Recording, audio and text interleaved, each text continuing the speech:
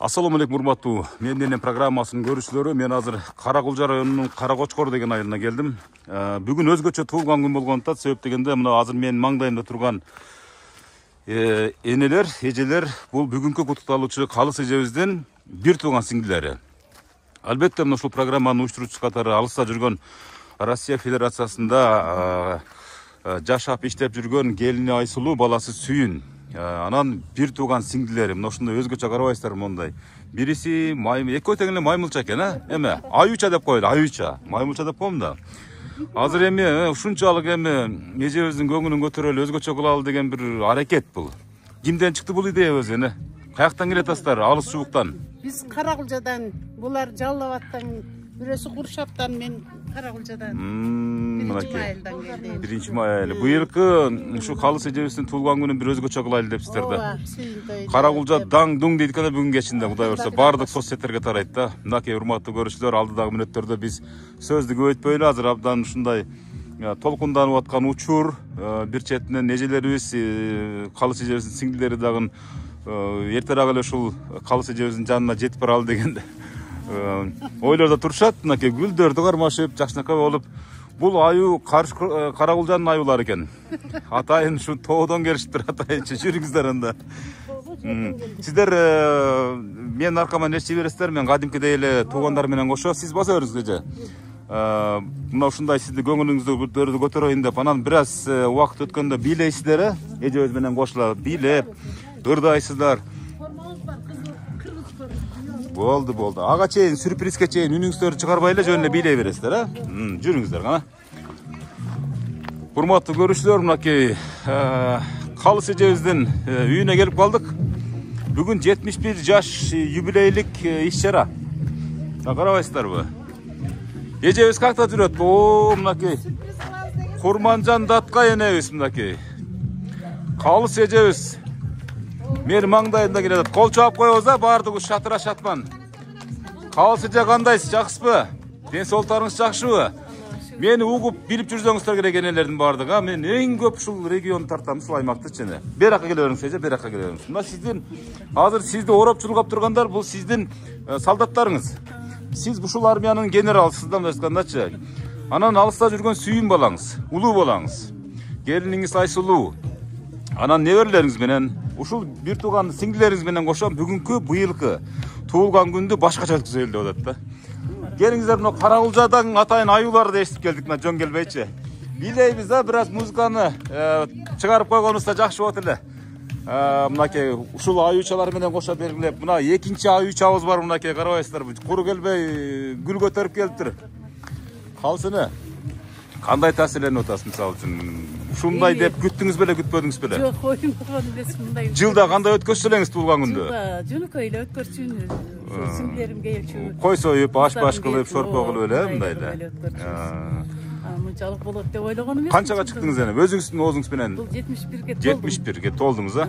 Сизди эч ким 71 деп ойлобойт. Чынын айтканда, абдан жаш сакталыпсыз. Чынын айтканда, бул деген сиз түзгөн армиянын сизге болгон мамилесинин жыйынтыгы мына ушул. Канча балаңыз бар эне? 5. 5 баланын баардыгы эрежеге жетип, өзү менен өзү болуп калган. Эми урматтуу көрүүчүлөр, келиңиздер, энебиз менен кошо бир маймылча аюучалар бийлебейби? Кандай дейсиздер, Баардыгыбыз бийлейбиз кана. Туулган күнүңүз менен Калыс эже, мына ушунун баардыгы сизге арналат дегендей. Урматтуу көрүүчүлөр, мына көрүңүздөр, келиңиздер, жакыныраак бир энебиздин колун кармап, аюучалар бир вальска тартпайсыздарбы энебизди кана? Колдорун кармап туруп, мынакей. Мына окшош дейм, жакыныраак барабыз, ортороак келебиз, мынакей. Калыс эже, канча бир туугансыз? Канча бир туугансыз? 7 бир тууган элек, азыр 4 кыз калдык. 4 кыз калдык, бул урматтуу көрүүчүлөр, Калыс эжебизден чыккан көз жаш, толкундануунун, кубанычтын көз жашы турабы? Бир туугандарыңыздын канчоосу жаныңызда, ушул аймакта канчоосу башка жактарда жайгашкан? Азыр бул жерде Сүйүнүчтүн көз жашы болчу. Көз жашы болсун. Нейле атат? Сүйүнбөспү кайра? Сүйүнүп атат энебиз. Сүйүнүп атат, Сен болун. Ооба, эми келе атат жолдочу. мынакей мына белектерди да кабылдап коюңуз. Мынакей гүлгө толсун кучагыңыз. Бүгүн аябай башкача күн, урматтуу көрүүчүлөр. Калыс эжебиздин эң жакын адамдары чогулган. Азыр эми биз эже келиңиз, орторок туруңчу, мына четтебеңиз. Эжебиз бир аз толкундалат, колдоп коштоп турабыз. Жакыныраак келип. Кана кыздар, балдары, келиңиздер. Аюучалар кичине эжебиздин эки жагына өтүп алып туруп, бир аз жүдөтпөйсүздарбы эжебизди бир аз? Мамалактар, бир аз секирип бийлейбиз, кичине шаңдуураак, тоодогандай бийлейсиңер. Урматтуу көрүүчүлөр, мынакей эми урматтуу көрүүчүлөр, келиңиздер. Калыс эже, жакыныраак келе бериңиз, сиз четтеп кетип атасыз. Четтеп баратасыз, сарай жака кетип калып шынын айтканда, бери жака келе бериңиз эже. Азыр эми мына баарыбыз жакын турабыз, бар чачырабайбыз. Тиги жактардан баарын чакырыңыздар бери жакка. Келиңиздер. Боло берет. Азыр Kudayım жақсы күндердің әсіп рахмат айтқан. Ушинтип ойнап жүре бериң. Ооба, азыр өзүнчө дагы интервью бересиздер. Азыр бул эми сюрприз да, бир аз энебизди бир аз билетип алалы, эшик суук экен. Анан бир аюучаларыбыз да келгенде, аюуча келиңиз аюуча, сиз конок эмессиз, келиң бул жака бийлеңиз. Ошону айтам да, бери жака келиңиздер, урматтуу көрүүчүлөр, мынакей. Мына ушундай сюрприз бүгүнкү Калыс эжебиздин туулган күнү, быйылкы туулган күнү ушундай өтүп атат. Эжебиз азыр гене маекти бир аздан кийин алабыз, азыр бир аз аюучалар менен кошо бийлеп алсын. Келиңиздер, сиз кимиз болосуз? Кыз болосузбу? Сиңдиси. Келиңиздер, жакыныраак келип бийлеңиздер. Ооба, келиң бул жака. Бул жака келип, келиңиздер. Жакыныраак туралы энебизге, келиңиздер. Жакыныраак келе бериңиздер, эже.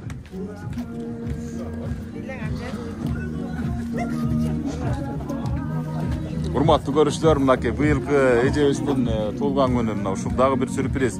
Дагы бир ушундай куттуу энебиздин, Курманжан Аткай энебиздин ушундай бир чоң иш-чарасы болуп атат. Мынакей алыс жууктан келип туугандары куттуктап жаткан учуру. Урматтуу көрүүчүлөр, эми музыканы өчүрөбүз, эми болду эми, эжебиз дагы мамалактарыбыз чарчап калдыңар, бийлебейсиздерби мамалактары? Кичине нарак беракка өтүппөй, кичине эжебиздин колу бутунан кармап кичине. Рахмат, урматтуу көрүүчүлөр, мынакей эми бир аз сизди убарага салдык эже. Шынын айткандачы, бир аз нары бери бийлеттик дегенде эми сиз айтып атасыз, мисалы азыр 4-1 тууган калдык депчи, эми мисалы калгандарын эми мисалы бейиштерин берсин, башка дегенде бизден эми пенденин колуна ушул гана келет. Анан эң калган сиңдилериңизден азыр канча келди бул жерде? Азыр бирөө эле келди. Бирөө эле келдиби? Бул азыр эми мындайча айтканда калган сиңдилериңиз тоого кетип калган экен да. Келиңиздер. Бирак келсеңиздер. Бирак келиң, эже. Бирак келиң. Майму эми аю болуп кетиптир мынакей. Калган сиңдилериңизчи. Абдан ысып тердеп кетиптир мынакей. Экинчи сиңдиңиз мынакей. Карабайсыздарбы? Кол чаап турабыз, жакыныраак келип, урматтуу бүгүнкү иш-чаранын катышуучулары мынакей. Бир тууган сиңдиси, бир боору мынакей. Эжебиздин көңүлүн көтөрөбүз деп, монтип ким эле бир өздөрүн таанытпай кирип мынакей. Кучакташып, жытташып жаткан учуру, урматтуу көрүүчүлөр. Эже, азыр биякты чындап тааныбадыңыз аюуларды, мисалы үчүн, эч кимди. Жөн эле бир баягы мен естип келген эле бир шоу катары кабылдадыңыз да. Мынакей, ушул карабайсыздар, мына бийлей берип, сиңдилериңиз тердеп кетти мынакей, карабайсыздарбы? Ушул учурду күткөн, ушул учурду сизге тартып этейин деп, сизге мына сиздин көңүлүңүздү көтөрөйүн деген ушул сиңдилериңизге Аллахым ыраазы болсун. Ыраазы болсун, Аллахым ыраазы болсун. Аллахым ыраазы болсун. Сизден бир сөз болсун эми мына ушул кандай таасирлендиңиз, мына кандай кабылдадыңыз быйылкы туулган күндө? Быйылкы туулган күндө оюмда жок эле отурган чындыгындачы. Мынчалык болот го деп. Анан Сизден болуп атпайбы баардык нерсе? Сизден болуп атат.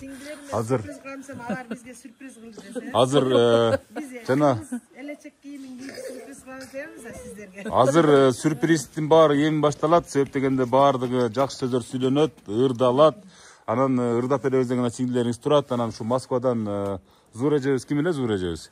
Жана Айсулуу келини менен сүйлөштүрүп койсо, себеп дегенде москвалыктардын убакыты абдан тар. Мына ошого байланыштуу биз сүйлөшүп коелу, сүйүн балаңыз бир сүйлөшүп коюн деди. Анан бир ыры бар эле келсеңиз мен окуп берип коеюн мына. Өзүм окуп берип коеюн мен, себеп дегенде ушул Айсулуу деген келиниңиз, туң келин болуп кала ошондо, биринчи алгачкы келиниңиз. Мына ушундай суранып, менин дагы кайненем дебеди. менин дагы апам ушул менин программасына татыктуу деп өзүнүн бир ниетин билдирип, балаңыз менен албетте кеңешип, жет өлчөп биргесип, ушул нерсени уюштуруп аткан учуру.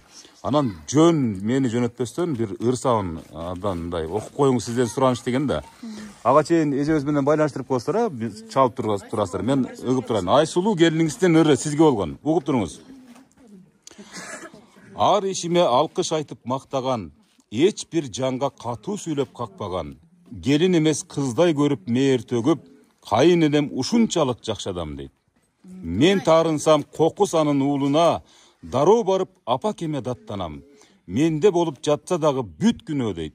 Мен тарапта болуп мени гана жактаган дейт. Карабайсыздарбы?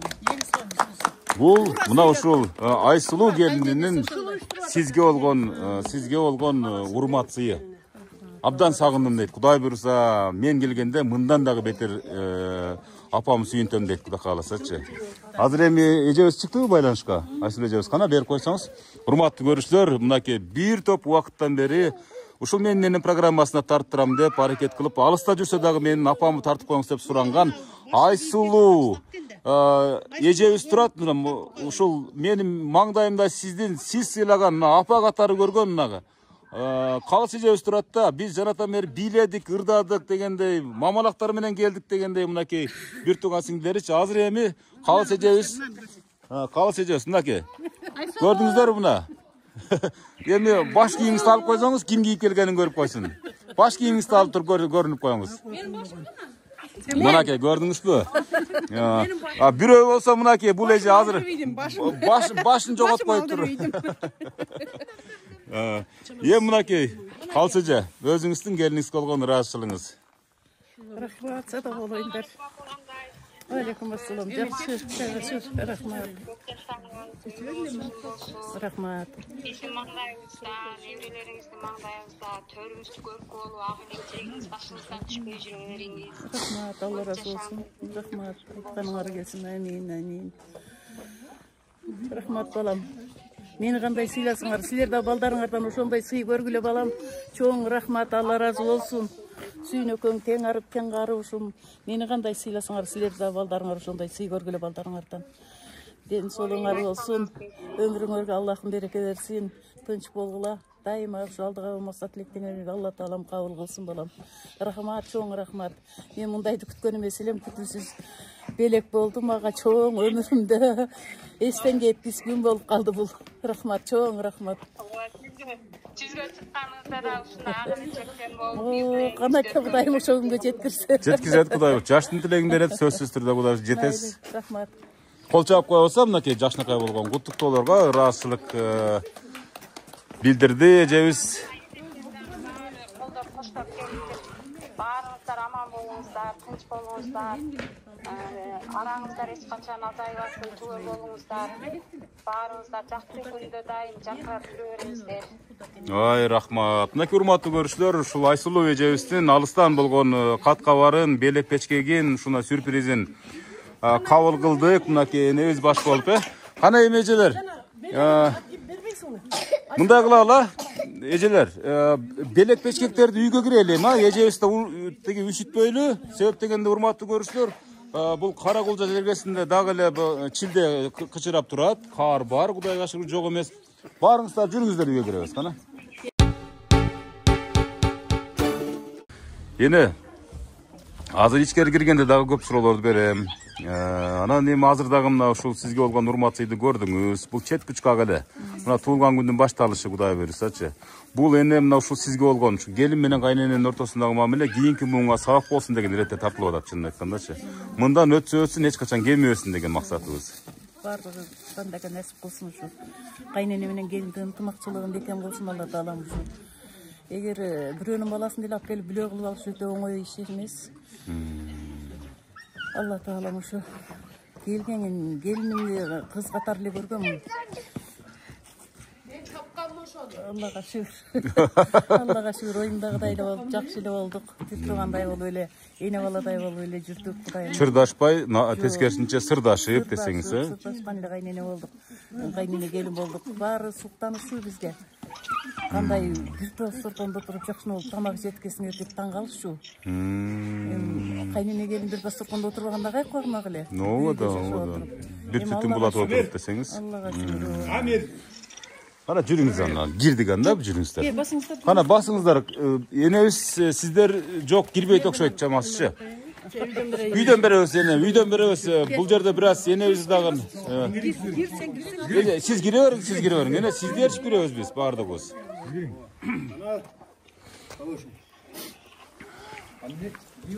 Кире бериңиздер. Мен тартып баратам иш-чараны. Сиздер кире бериңиздер алдыгачы.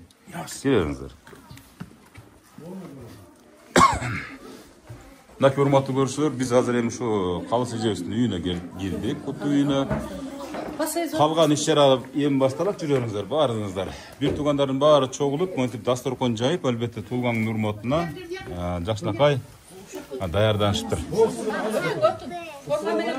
Ана кыштын кычыраган шилдесинде нары өтүңүз, бери өтүңүз болуп атат бул жердечи. Энебизди мындай кылалы. Энебизди баары азыр кутуктайсыздар да. Берекичик бересиздер да. Энебиз азырынча бул жакка отуруп турсун, кененирээк бул жактан келип сүйлөп, анан подаркаларды тапшырабыз. Анан кийин энебизди пациентке алганда төргө отургузуп коебуз, эне. Эне, мына ушул жашка келип эмне жумуш кылдыңыз? Кандай турмушту баштан кечирдиңиз, эне? Кандай турмушту? Бүгүн мактана бериң, эне, мактана бериң. Бүгүнчү мен мындаймын деп. Эми мен жаш кезимден ушу магазинге иштедик, биз анан кийин тамекиге иштедик. Анан ушу алып тарагандан кийин ушу кичине азыраак чеберчилик кылдык. Энебиз чебер дагы, бул айылдын чебери дагы. Көп эле чебер. Профессионал деп койсак да болот. Дагы кандай талантыңыз бар, эне? Айта бериң. Бүгүн абдан сонур болот экен анда. Бүгүн баардык ырдайбыз деп сөз берип атышат. Сизден тышкары дагы Кудай буйрса. Аллага шүгүр ушу. Алланын берген рызкысын терип жеп атабыз ушу. Аллага шүгүр. Рахмат. Анда урматтуу көрүүчүлөр, энебизди көпкө күттүрбөй, энебиз сиз мындайраак тура бериңиз, эне? Мындайраак. Мени карап тура бериңиз, Азыр мынакей бир туугандары бүт белек бешкектерин даярдашып, бул эми сарпай тапшыруу аземи деп коет муну. Сарпай тапшыруу аземин баштадык. Бул белекти эми ошо уюштурган сүйүн тумаласы менен Айсулутун келини белек кылып берип. Шуба. Норка шуба болгондо да. Мага аберезиң дедиңби, аберезиң деген бага приколдор ошондой экен да. Шуба келип калды. Кол чаап коебуз да мынакей. Ошо балдары сый урмат көрсүн. Алар да ошо апасына сый урмат көрсүн балдарынан. Ушу сарпайды тапшырып коелук. Урсат этебиз, мынакей тапшырып коет мынакей. Сарпайыңыз күзгө жетип, өзүңүз ылайым 100гө жетиңиз. Бул шуба урматтуу көрүүчүлөр, сүйүн баласынын атынан Тум баласы, анан эң улуу келини Айсулуу келинин атынан мынакей кол чаап коебуз дагы бир жолу. Ошо Россия бергесинде жүрсө дагы. Азыр видеодон көрсөтүп атасыздар ушулардын баардыгын, ушул россиялыктарга. Мынакей шуба өзүңүзгө абдан жарашты, эне. Чынын айткандачы, размери дагы баардыгы саз келди мынакей. Ак жолуңуз башыңыздан түшпөй жүрсүн. Бул айылдын Курманжан даткасы болуңуз ылайым. Урматтуу көрүүчүлөр, мынакей. Эми номериңизди жазып коелубу? Буга чал керек. Калганы болду, чал керек. Эми сиз кимиси болосуз? Ана эми бир калоо тилекти айтканча. Мен бул эжеме эмнени каалайм? Ден соолук биринчиден. Ушуну өзүнөн айтсын Кудайым дегенде өзүнүн бала чакасы бар экен, ушунча сый урматка ээ болуп, ошолор уюштуруп, ушулар эмерип берип атат, белгилеп берип атат. Ушулар жем 80, 90, 100 дегендерге жетсин. Бул балдарынын сыйы болсо, эмки 80 жашында неберелеринин сыйын көрсүн. 90 жашында чебересинин сыйын көрсүн. 100гө чыкканда кыбырасынын сыйларын көрүп, ушу 100 жаштарга чыгып берсин. Төрдүн көркү болуп, ошол 100 жаштарды аркалап дегендей. Би аксакал болуп жүрө берсин. Рахмат. Жүргөн алыста жүргөн балдарына рахмат, сый урматына. Эже, абдан көп убакыт бар, шашпаңыздар, урматтуу көрүүчүлөр. Жок. Мен ушул баарыңыздарды сүйлөтүп, жүрөгүңүздөрдөн чыккан тилектерди айтырмайынча кетпеймин. Ошо тынччылык, аманчылык болсун, алыста жүргөн балдар ден соолукта болсун, иштери ийгиликтүү болсун. Калыс эжебиз эң улууңуздарбы? Эң улуубуз. Анан эң сулууңуздар. Сулуубуз дагы, улуубуз дагы ушу. Рахмат, кол чаап коебузса, мынакей эң улуубуз, эң сулуубуз деген. Сиз мындан Калыс эжеден кийинкисизби? Бул жак, Кана эже, сөз сизде. Абжеме den sooluk kaalayım, uzun ömür kaalayım. Şu bala çakasının jakşı günlerin görüp nere çevirenin kolundan suu jep, bizdin peşenebizge aman bolsun, bizdin apabız, bizdin ejebиz. Oşon üçün şu abjeme den sooluk kaalayım. Birinci glавный den sooluk boluş керек экен, анан калганы боло берет. Doğru aytasiz, doğru aytasiz. Amançılığınız bolsun abje, den sooluğunuz bolsun. Yüzgö çıgыңыз. Hazırkı ejebиz kaç ketip süylögen ejebиz tagы. Dayım amançılık. Şu baldarına, suyunga, Aysuluğa rahmat. Sizler de uşunday kılıp alıp gelip bizde sürpriz kılıp jasagan. Şu suyun menen Aysuluğa da den sooluk kaalayбыз. İşlerinde iyilik bolup dayım apasını uşintip üstünde alıp jüre bersin. Jakşı günlerdin egasi olsun. Tala tuzda jürөт, tapkandarın barakaсын berip jolları daim açık bolsun. Şu apasını ömür boyu sıylagan jaşlardan özleri dagı baldarından sый görsün. Sizlerge de işlerinizde iyilik daim şunday jakşı nemelerge көп olup jürüveringizler. Enelerden batasını alıp, şunday işine doyuşturup. Bayçilerden batasını alıp aman jürüңүздөр. Rahmat. Rahmat, kol çap bolasın, hurmatlı görüşler. Kalыс ejebizden kийинки adam yine söz söyledi. Kim söyledi ondan keyin? Gelingиz mınaki. Eң kичинекей erke singisi men bolam dep montип hurmatlı görüşler. Basa berilip aytıp koyayım mınaki. Mandarin menen jasalgan atayın gül buket jasap keliptir. Sizde söz bolsun. Men nereye çok peşenebizge jaskançılar üçün den sooluk bolsun, ömür uzun bolsun. Daima bizdin jörübüzdөн düşpöy aksakaldık kılıp oşo apabız şengenibiz den sooluğun bersin. Daima şu jakşılıklar bolsun, ömür uzun bolsun. Şu baldarından jakşılıkты görüp daima asmanda açık tilegi tegiz bolsun. Men oşonu kaalayм. Ece, uşul kalыс ejebиздин kaysi münözü sizde var? Жоштугу, жөнөкөйлүгү. Бул чыгып аткан жаш кубанычтын көз жашы. Бул боорукердик, мээримдүүлүктүн көз жашы. Ылайым эжебиздин үйүндө тойлор болсун. Дайыма жакшылыктар болсун. Тойлордо гана ыйлайлы турабы, кол чап коебуз. Кана бир ушул эжебиздин дагы бир сөзүнө жакшакай. Кана кийинки куттуктоочулар келе бериңиздер. Мынакей эже. Бир тууган эми сиңдиси бар. Чоң акасынын кызы болом, мен чоң кызы болом. Абже, Kulağınız men için жүрөктөн куттуктайм. Ден соолукта болуңуз, ар дайым бар болуңуз. Биздин пешенебизге, бала чакаңыздын пешенесине бактылуу, карлыкта өмүр сүрүңүз, а?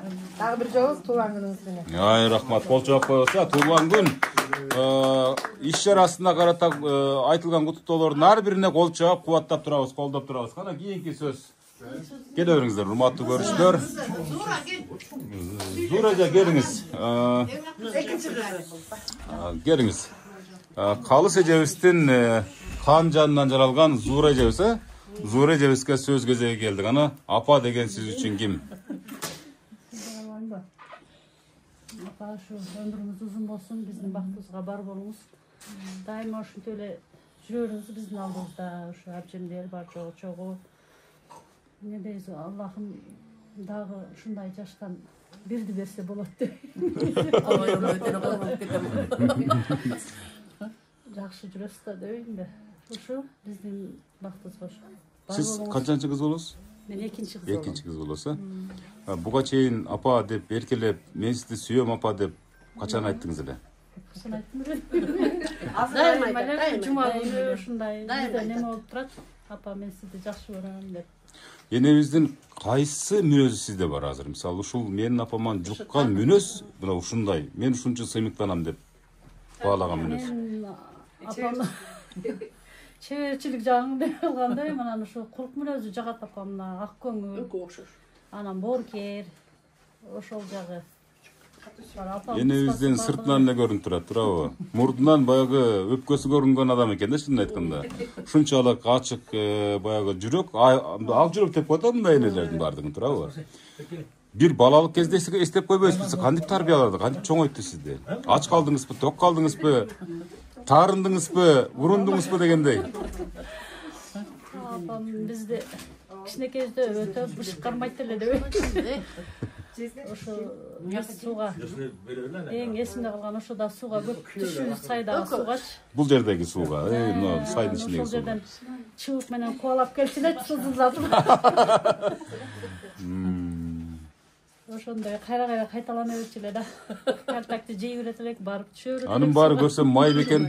Май да анын баардыгычы. Күндөрдү эстесек кайра бизге өтө жакшы элестеп. Өтө жакшы неме алабыз да. Чок болот. Рахмат. Кол чаап коебуз. Мынакей эжебиздин жакшынакай болгон маегине, энеге болгон тилегине рахмат. Аллахым ыраазы болсун. Бул бумеранг жашоо сөзсүз түрдө кайтат. Келиңиз аба, сизди жактан бери суранып атат. Себеп дегенде эми сиздин жашыңызды сыйлап келиңиз. Бул жака келип, тапшырып коеюн кадак. болду мынакей. Эми бул өзүм кадак. Эжебиз дагы бир жолу экранга кирип келди. Көрсө өзүнүн сарпайы бар экен мынакей. Кол чаап коебуз мынакей. Эми жолдошум сүйлөп койсун. Эми жолдошу сүйлөп койсун. Аба сен атан бери. Мен урматтуу көрүүчүлөр, машинеден түшкөндө эле ушул абабыз күлүп жайнап туруптур. Мен машинадан түшө элек деле көрдүм, ушунчалык көңүлү көтөрүлүп, бүгүн ушул кайнэжеңиз эмес, эжеңиз катары тутунган адамдын туулган күнүнө келген учуруңуз абдан мындай жогорку деңгээлде келдиңиз да. Толкунданып турасыз да, мисалычы. Мактайбыз эмне. Бир гана ушул мактоо сөз гана жарашат энелергечи. Эми биздин мага эже болгонуна 40 жылдан ашпалды да. Бир туугандан жакын болуп калыпсыздар да. Ошондон бери Кудайга шүгүр эч жаман сөздөр өтпөдү. Только сиздин биз менен сыйлашып эле жүрөбүз. Бул кайненемдей болуп калган да. Айрым учурда эжебиздин сиңдисин тарынтып койгон учурларды бир эстеп көрүңүчү. Анда тарынтсам мен тарынсам бери келе албайт элем да, анда. Келе албайт элебиз. Андай болгон эмес элең, Азамат. Кол чаап коебуз мынакей. Агабыздын сөз сүйлөгөнүндөгчү. Ушундай жаштан Кудай ата кылган жашаңыз. Ырысыңыз, жеңиз, бала чаканын, кыздын неберелеринин урмат сыйына жүрө бериңиз, жа. Көп жашаңыз. Рахмат бар болуңуз, урматтуу көрүүчүлөр, мынакей күйөө баласы эмес, бир тууган иниси болуп калган ушул агабыздын да сөзүнө ортоктош болдуңуздар. Үчүнчү күйөө баласы.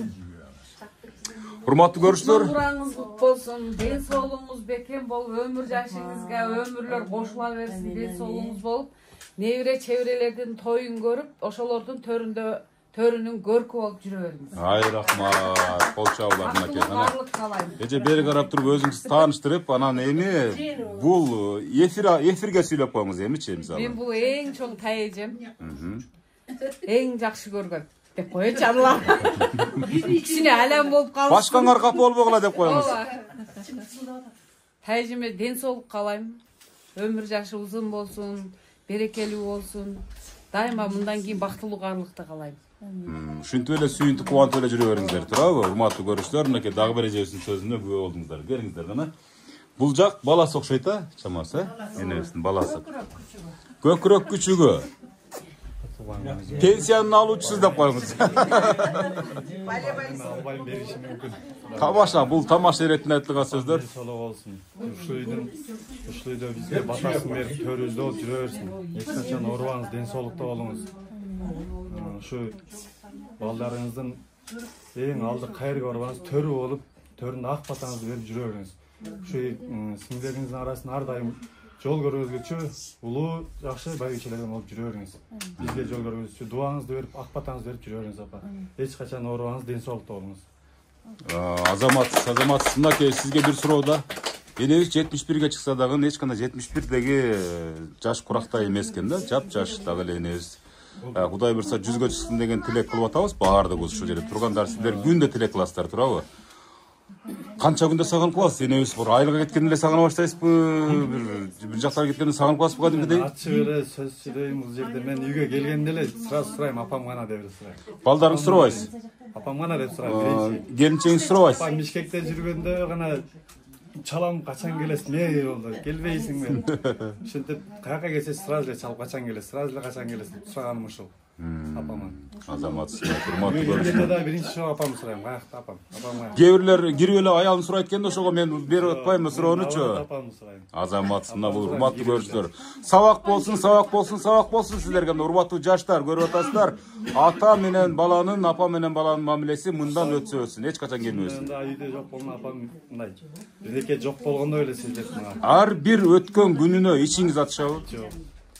Жок. Апама Siz суроону түшүнбөй калдыңыз. Энебиздин ар бир өткөн күнүнө, жашына ичиңиз ачышат. Өткөн сайын ичи ачышат. Конечно. Ооба, энени табыш абдан кыйын нерсе, туурабы? Сиздин тилегиңиз? Биздин тилегибиз ушу. Апам жүз жашсын. Алла Таала канча өмүр берсе, ошо өмүрдү жакшы жашап кеткенге насип кылсын, оорубай эч качан. Ден соолукта болсун. Эми биз айткан жашоо болгондо, анда башкача эле Алла берген жашоо менен ошол жашты жакшы оорубай, сыркабай жакшы өткөрүшкө Алла Таала насип кылсын. Бактылуу өткөзүп, Биздин төрүбүз болуп жүрөбүз ар дайым. Энебиз ойлогондой бала болдум деп айта аласызбы? Жок. Апам ойлогондой бала боло албадым мен апам. Не себептен? Менин көп нерсесин актай элек мен эле. Туура айтасыз. Эки дүйнө актай албайт экенбиз. Эки дүйнө актай албайт экенбиз. Рахмат. Бар болуңуз. Кол чаап коебуздар мына ушул эң улуу, эң кичинекей баласына, эң кичи баласына. Рахмат, бар болуңуз. Бумеранг жашоо эртең бүрсүгүнү Кудай буйрса сизге да бизге да ушундай убакыт келет. Балдардан насип кылсын ушундай күндөрдү. Рахмат, бар болсун. Ана кийинки эжебиз, бир эжебизди аябай тартынчак эжебиз окшойт, бирөөлөр.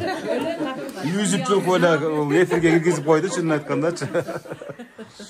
Жок, тууган күнүңүз менен оорубаңыз, Алла Таалам берген жашты татыктуу жашаңыз, өткөн өмүрү бактылуулук деп ушуну айтат. Бактылуу каарылык деген ушул болот. Будан биягына татыктуу жашаңыз, оорубаңыз, Алла Таалам берген жашты татыктуу жашаңыз, бул келиндердин сый урматын көрүңүз, ушинтип төрдүн көркү болуңуз. Ар бир жакшылык күнүңүздө биз күбө бололу, арабыз азайбасын, көбөйсүн. Чеберелердин, кыбыралардын колунан суу ичиңиз. Анан кийин мен эми болсочу, мына шубаны чөндөп пустой болсо эле курууна салып коеюн. Мынакей урматтуу көрүүчүлөр, өзү подарканын өзү эң улуусу куругу болот өзү негизичи. Кол чаап коебуздар мынакей. Сиз кимиз болосуз? Мен ана экинчи сиңдисинин экинчи кызы. Экинчи кыз болосуз. Абдан жакшы сүйлөйт турбайсызбы, жөнүнө качып аткан турбайсызбы? Журналисттер сыяктуу сүйлөткенсиз. Кыздарыбыз го. Азамат, Карасууга кетип калдык да. Карасууга кетип калдыңыздар. Эми бул дагы тагдырда, бул дагы насип дегендей. Бар болуңуз. Энебиздин ушундай бактылуу күндөрү болсун. Сахиба кыздардан. Кана мынакей. Жанатан бери операторлук кызматты өтөп аткан эжебиз, энебиз суранып атат.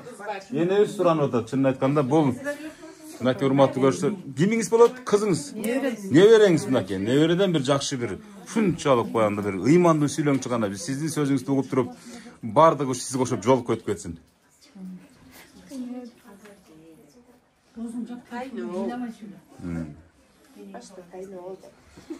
Жүрөк менен билдирип атат да мындай, бул жаш кубанычтын көз жашы. Эне бактыңыз беле, өзүңүз багып чоңойттуңуз беле? Bakmasın da. Bakkandan artık de koysanız ha? Bakçadan.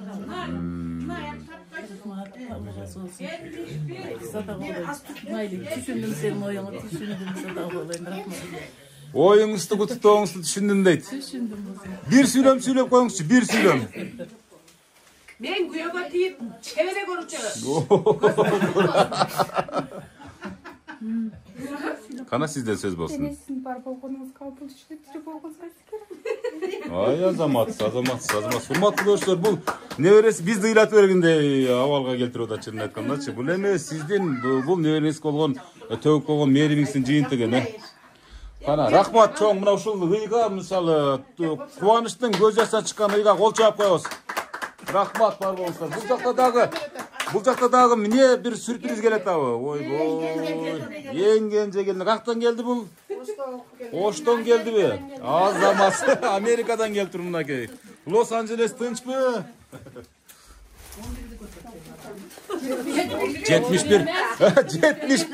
71 жаш. No.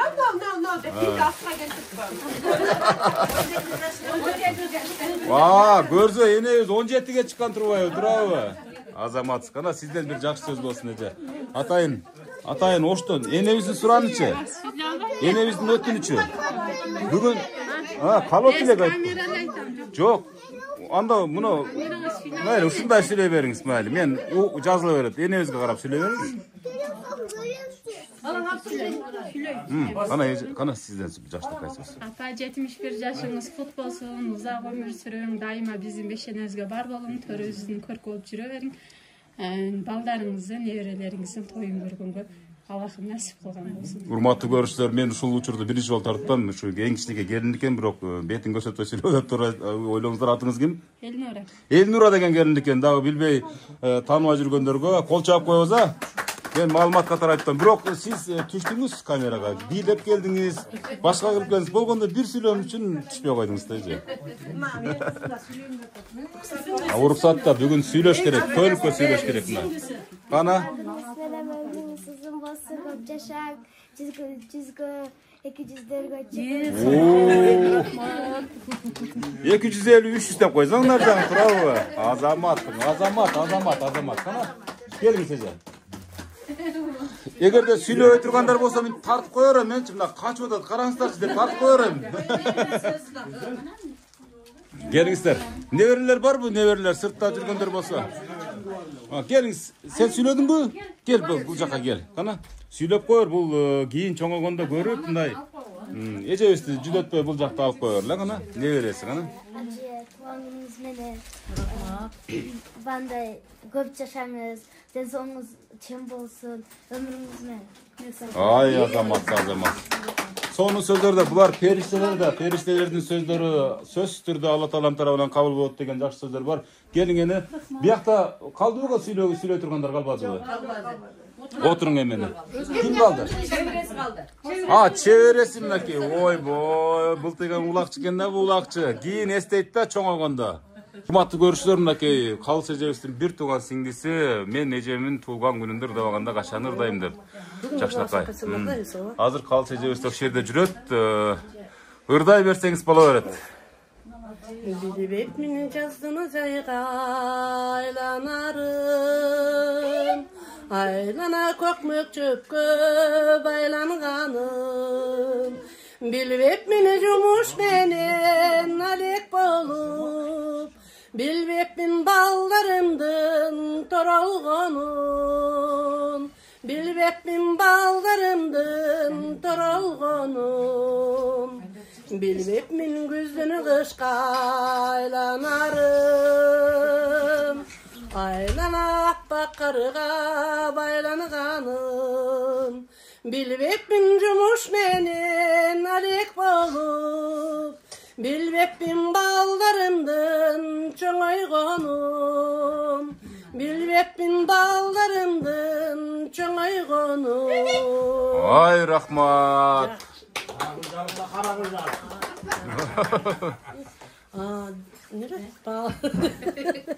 Baldarım jakşı södetar bir adam.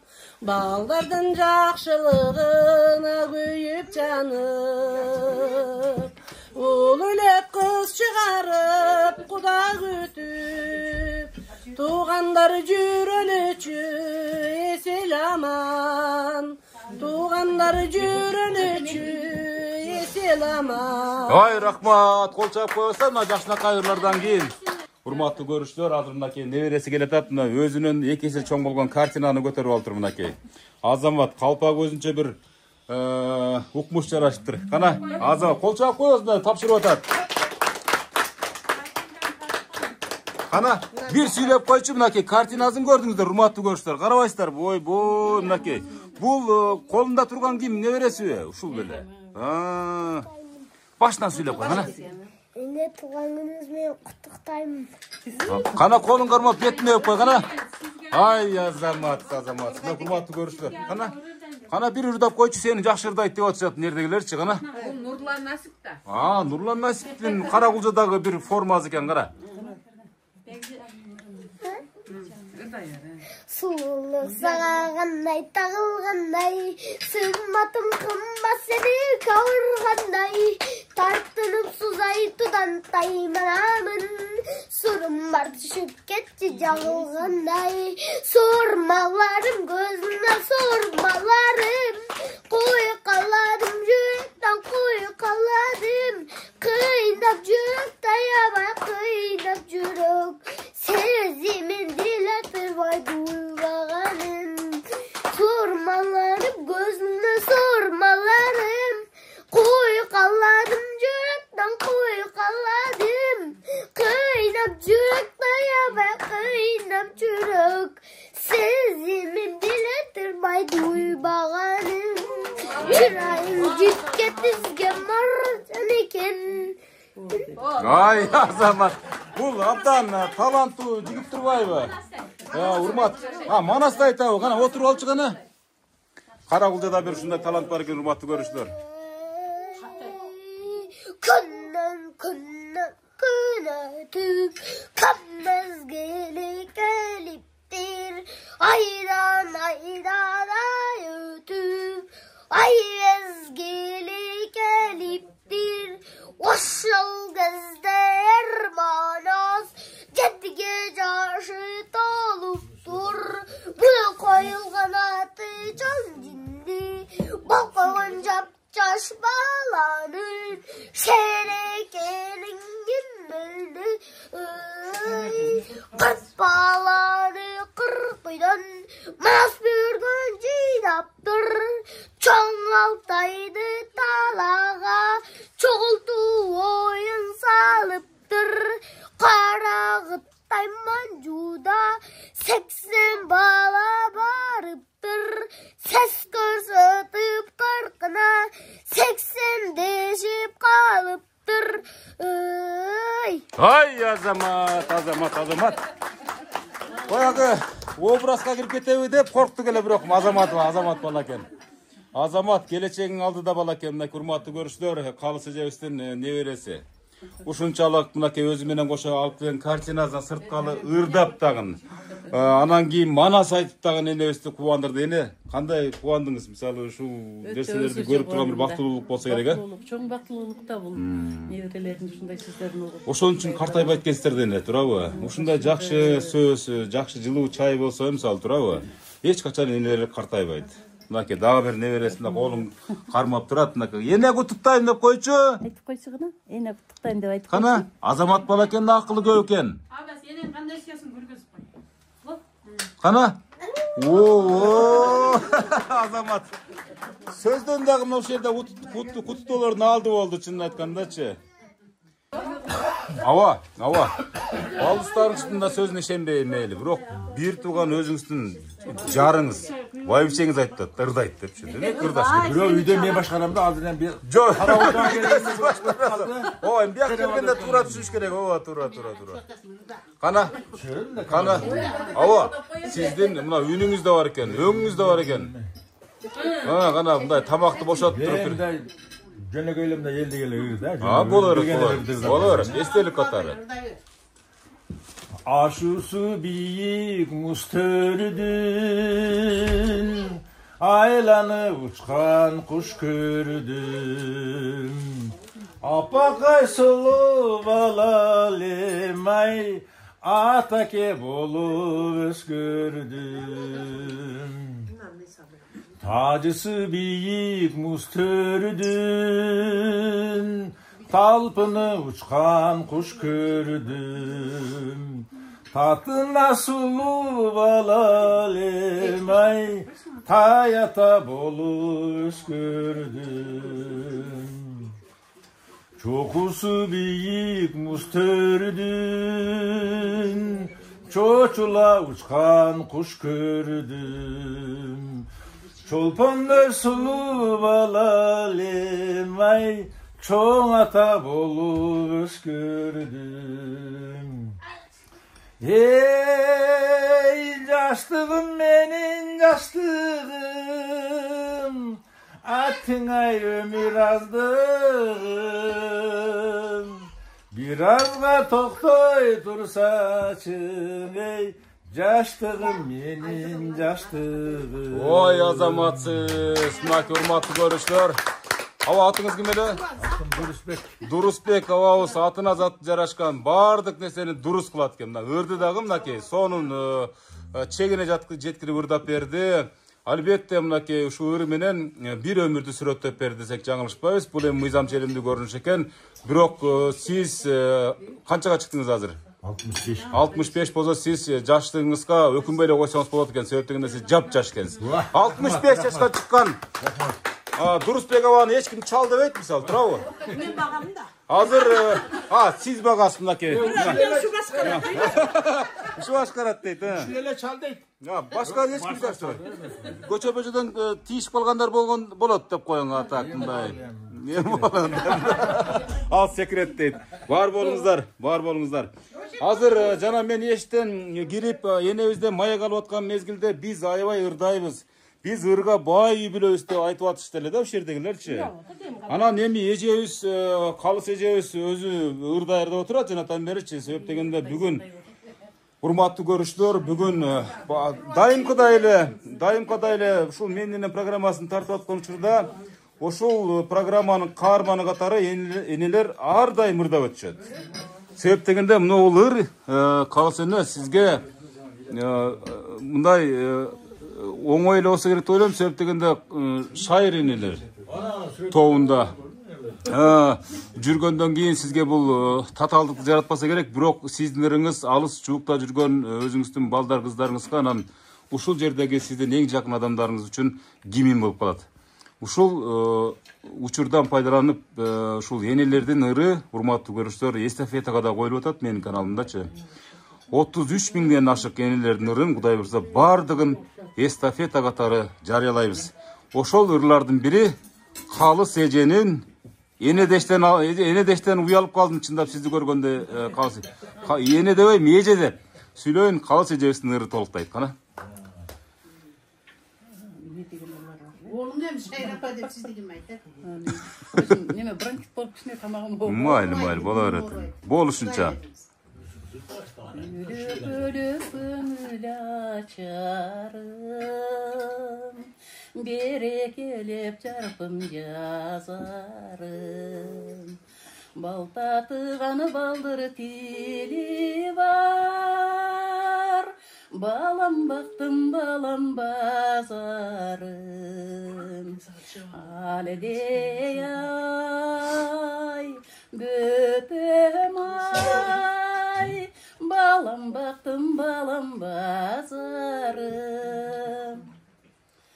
Kömürtü kılgan ne derim, gözümdeki iki karegim.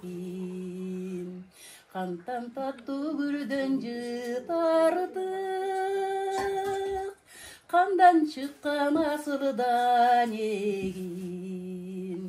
Alede ay, böpem ay, balam baktım balam bazarım. Azamatsız, hurmattуу көрүүчүлөр. Куттуу энебиz. Ушунуз калыс эжебиздин ырына ортоктош болдуңуздар, урматтуу көрүүчүлөр. Ар дайым үйүңүздөрдө төрдүн көрүк болгон, үйдүн куту болгон энелериңиз, апаларыңыз ырдап гана жүрсүн, ушинтип ырдап, эч качан ыйлабаңыздар энелерге. Ушундай биз жаштар ушундай бир ниет билдиребиз, тилек билдиребиз дегендей. Кол чаап коебуз. Кана бар болуңуз, эне. Кийинки дагы ырдоочулар. Могу жерде ачки таккан эжебиз да бир ырдап берсе жакшы болот эле. Нурлан Ашиптин.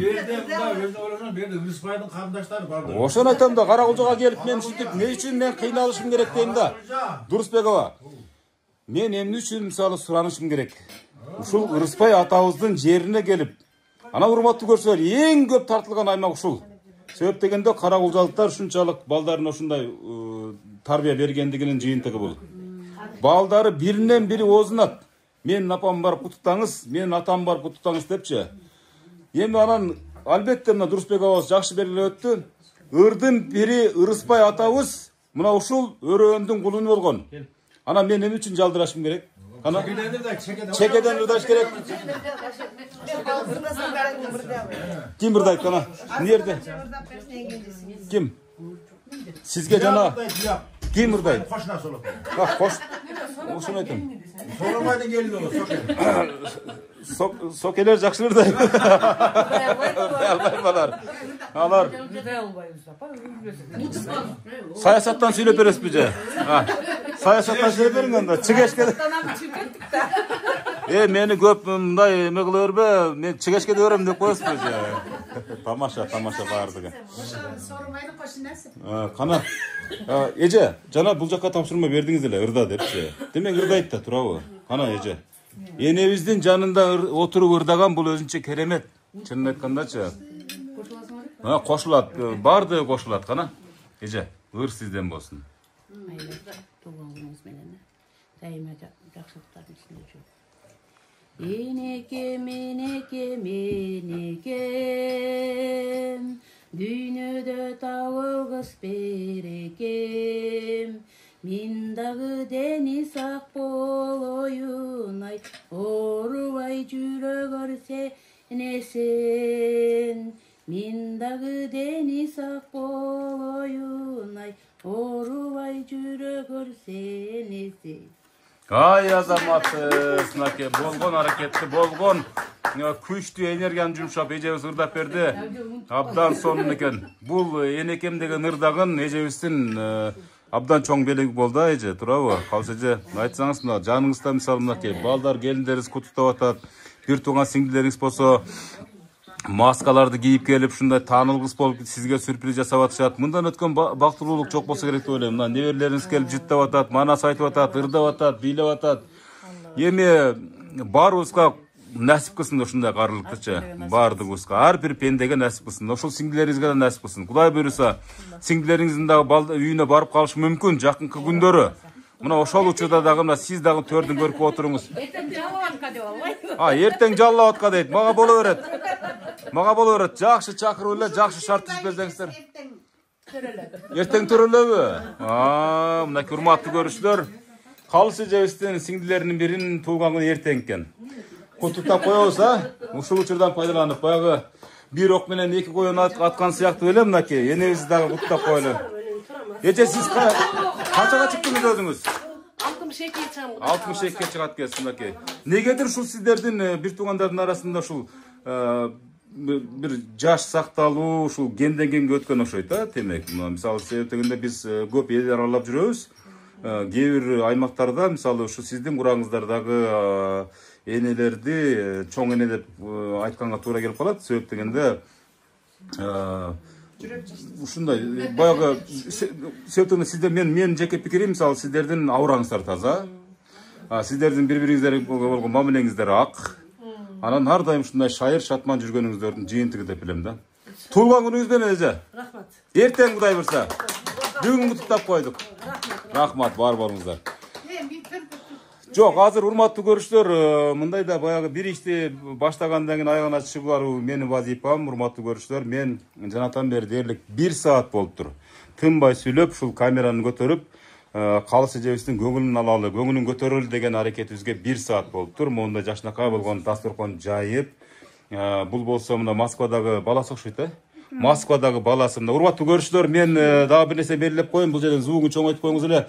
Сүйүн деген баласы, биз жана сөздүн башында Айсулуу эжебизге сөз бердик эле, мынакей жыйынтыктап жатканда, программаны жыйынтыктап жатканда, Сүйүн деген ушул Москвадагы баласы чыгып калды. Сүйүн ака, мына биз сиздин бейишиңиз болгон Калыс эжебиздин жанында турабыз да, биз 1 сааттан бери абдан көп мында аракеттер жасадык. Сизден бир куттуктоо.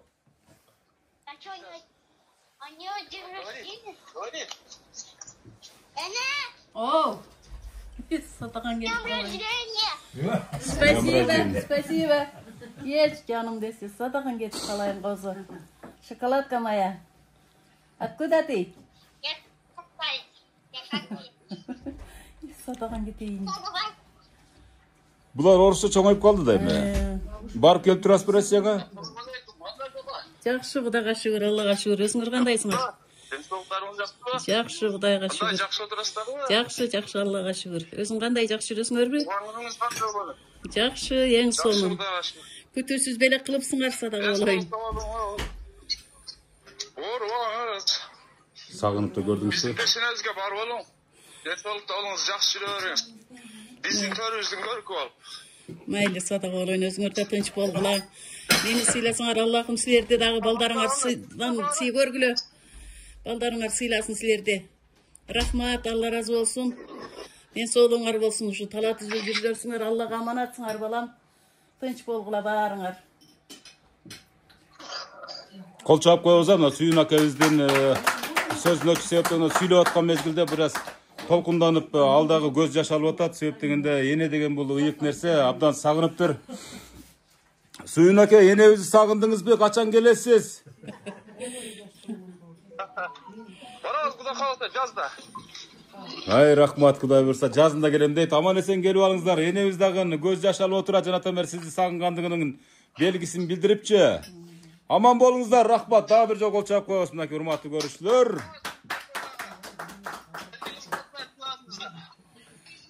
Жакшы өткөзүп алыңыздар дейт. Урматтуу көрүүчүлөр, мына энебиздин улуу баласынын аты деле бекеринен Сүйүн болбосо керек. Биринчи уул төрөлгөндө энебиздин үй бүлөсү, абышкасы, ушул бала чакасы баары Сүйүнсө керек, туурабы? Себеп дегенде алгачкы энелик бакытты тартуулаган мынакей жогоруда Москва шаарында учурда убактылуу эмгектенип жүргөн Сүйүн баласынын сөзүнө ортоктош болдук. Жакынкы күндөрү келебиз атат эне. Анан ушул балдар кыздарыңыз, бир туугандарыңыз Кудай буйрса мындан да бетер сюрприз деген себеби Кудай буйрса биз ниет кылабыз. Умрага сапар, Алланын үйүн көрүп келсин деген дагы бир тилек максаттар болсо керек. Ал күндөрү да бизге келип, мен ушинтип пешенеңизде бакылдап турайын эле. Эми урматтуу көрүүчүлөр, программанын жыйынтоочу учуру келип калды. Энебиздин бир жашынакай ак батасын берсе, анан артып калса мага да берсе, анан жыйынтап коелу ана. Эне. Амин. Амин. Не дейин. Рахмат. Силер да ушинтип элдин кызматында жүрөсүңөр. Ден соолугуңар болсун. Аллахым өмүрүңөргө барака берсин. Дайыма ушул жакшылыктарда ушундай съемкаларды тартып жүрө бергиле.